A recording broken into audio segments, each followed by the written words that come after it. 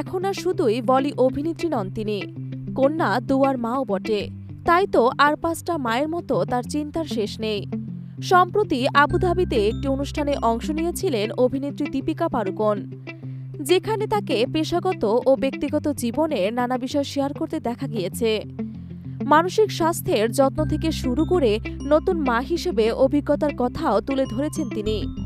মাতৃত্বকালীন ছুটিতে আপাতত কাজের দুনিয়া থেকে দূরে রয়েছেন এই অভিনেত্রী। ছোট্ট দুয়ার সঙ্গেই বেশিরভাগ সময় কাটছে মা দীপিকার। সারাক্ষণ মেয়েকে বুকে করে আগলে রেখেছেন। ভারতীয় গণমাধ্যমের এক প্রতিবেদনে বলা হয়, কালকি 2898 এডি পার্ট 2 এর কাজও নাকি দীপিকার জন্যই পিছিয়েছে, কারণ আপাতত পুরোটা সময় মেয়েকেই দিতে চান তিনি। তবে এরই মাঝে তিনি গিয়েছিলেন আবুধাবিতে একটি জুয়েলারি সংস্থার বিজ্ঞাপনের কাজে। তবে ফটোশুটের মাঝেও মেয়ের দুয়ার কথাই নাকি মাথায় ঘুরছিল তার।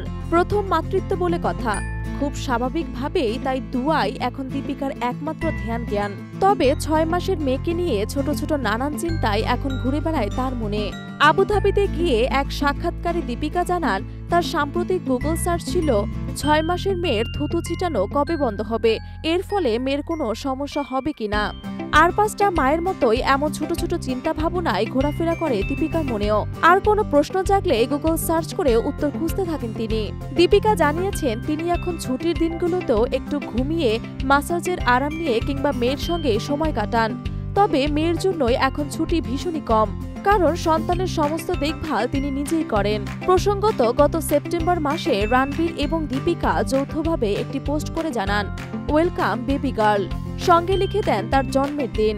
এরপর থেকে লোকজনের মধ্যে কৌতূহল নিয়ে তৈরি হয় মেয়ের নাম কি রেখেছেন রণবীর দীপিকা।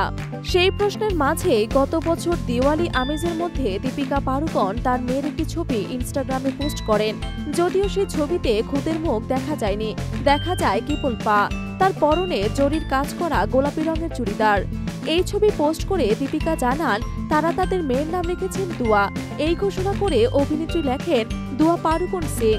এই মুহূর্তে রণবীর দীপিকা কন্যার বয়স মাত্র 6 মাস। তবে মেয়েকে লোকচক্ষুর আড়ালে রেখেছেন এই অভিনেত্রী।